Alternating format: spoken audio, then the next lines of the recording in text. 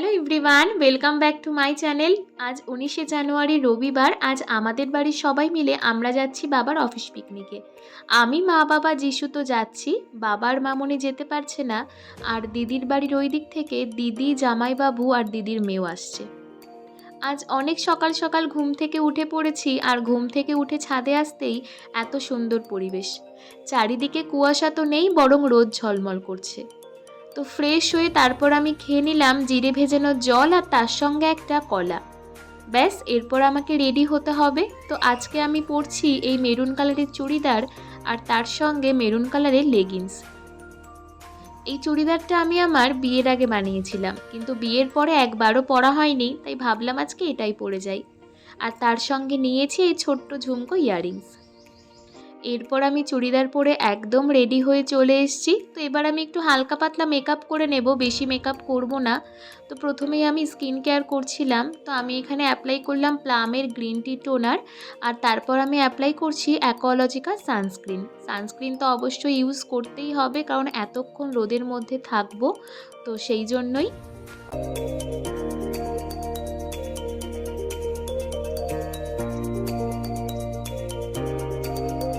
Toner sunscreen use করার পরেই আমি এখানে ইউজ করছি এস্টি লাউডারের এই সিরামটা। এই সিরামটা না আমার ভীষণ পছন্দের। মানে এই সিরামটা মাখলে মুখটা এত চকচক করে, এত গ্লো দেয় যে কি বলবো।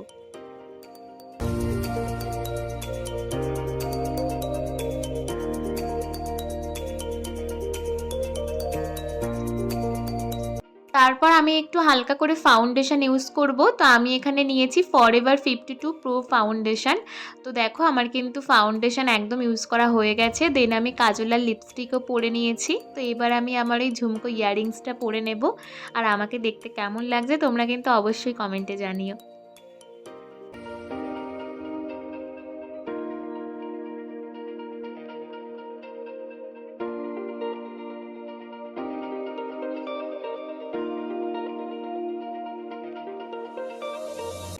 তারপর পুরো রেডি হয়ে আমি নিচে নেমে চলে এসেছি, আর দেখি মাও রেডি হয়ে গিয়েছে। মায়ের শাড়ির কালারের সাথে আমার ড্রেসের কালার কিন্তু অনেকটাই মিলে গিয়েছে। বাবা গাড়িতে উঠে বসেই পড়েছিল, আর এই কাকিমা মায়ের কতগুলো ছবি তুলে দিচ্ছিল। ব্যাস, তারপর কিন্তু আমরা চারজন মিলে গাড়ি নিয়ে বেরিয়ে পড়লাম। আর দিদিরা যাবে ওই দিক থেকে, তো ওরা ওদের মতনই চলে যাবে।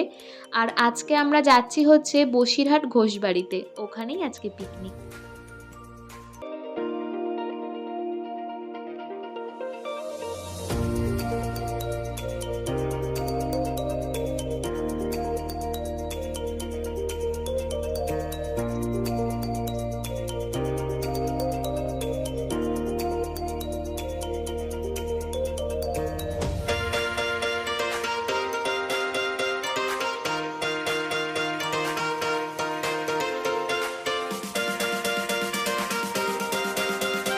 বসিরহাট পৌঁছানোর আগেই একটা চায়ের দোকান দেখে আমরা একটু দাঁড়িয়েছিলাম, যেহেতু মা, বাবা, যিশু সবাই চা খাবে তাই।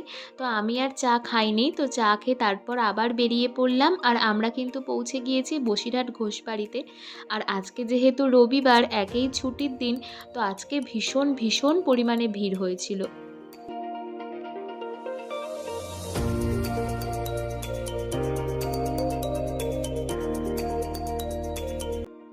আর জানো তো, বসিরহাট ঘোষবাড়ির পিকনিকে আমি আজকেই প্রথম আসলাম। আর পিকনিক স্পটে এসেই আমার মনে হয়েছে যে আমি কোনো পিকনিকে না, আমি হয়তো কোনো বাজারে চলে এসেছি। মানে পিকনিক স্পটে যে এত দোকান থাকতে পারে আমি এই প্রথম দেখলাম। আর অনেক অনেক মানুষ এসেছিল পিকনিক করতে, ভীষণ ভীষণ ভিড় হয়েছিল। তো যাই হোক, তারপর আমরা চলে আসলাম আমাদের পিকনিক স্পটে। আর এই যে এখানে বাবা অফিসে সবার সাথে কথা বলছিল, পকোড়া খাচ্ছিল। আর আমাদের পৌঁছাতে পৌঁছাতে প্রায় দুপুর 12টা মতন বেজে গিয়েছে। তো আমরা কিন্তু গিয়ে সঙ্গে সঙ্গেই ব্রেকফাস্ট করতে বসে পড়লাম। আর আমাদের পৌঁছানোর কিছুক্ষণ পরে কিন্তু দিদিরাও পৌঁছে গিয়েছিল। তো ওরাও আমাদের সঙ্গে একবারই ব্রেকফাস্ট করতে বসে পড়েছে। আর সকালবেলার ব্রেকফাস্টে ছিল হচ্ছে কড়াইশুঁটির কচুরি, চানা মশলা, আর তার সঙ্গে হচ্ছে একটা করে সন্দেশ। আর চিকেন পকোড়া ছিল, কিন্তু ওটা আমাদের থালার মধ্যে একবারেই দিয়ে দিয়েছে, কারণ পকোড়া খাওয়ার জন্য তো আমাদের কাছে আলাদা কোনো সময়ও ছিল না, কারণ আমাদের তো পৌঁছাতে পৌঁছাতে অনেকটাই লেট হয়ে গিয়েছে, তোমাদেরকে বললাম।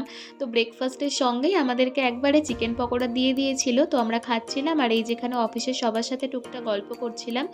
আর আমাদের খাওয়ার পরেও দেখি তখনও কচুরি ভাজা হচ্ছে, কারণ তখনও অনেক লোক আসতে বাকি ছিল। আর ওইদিকে দেখলাম দুপুরে রান্নাবান্না চলছে। তো আমি শুধুমাত্র দেখলাম যে ভেজ ডালটাই তখন রান্নাবান্না হচ্ছিল, আর সেরকম কিছু আমি দেখিনি, তাই আর তোমাদেরকেও দেখাতে পারলাম না।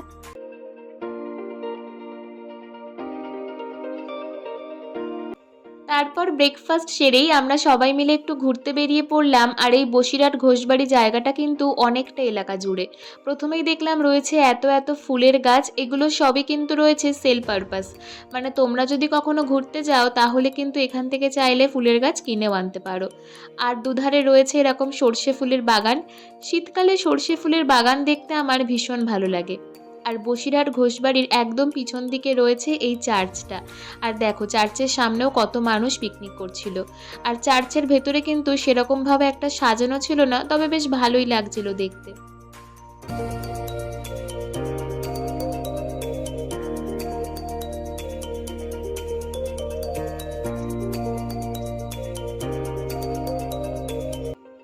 আর এটাকে ঠিক কি বলে আমি জানি না, মানে ওয়াটার পার্ক নাকি ওয়াটার কার, যাই হোক কিছু একটা হবে। তো দেখলাম এটাও রয়েছে।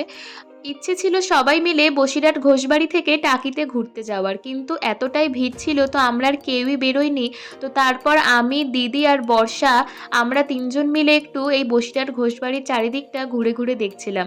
আর সর্ষে ফুলের বাগান দেখলেই আমার একটু ছবি তুলতে ইচ্ছা করে, তো সেই জন্য একটু ছবিই তুলছিলাম, ভিডিও করছিলাম।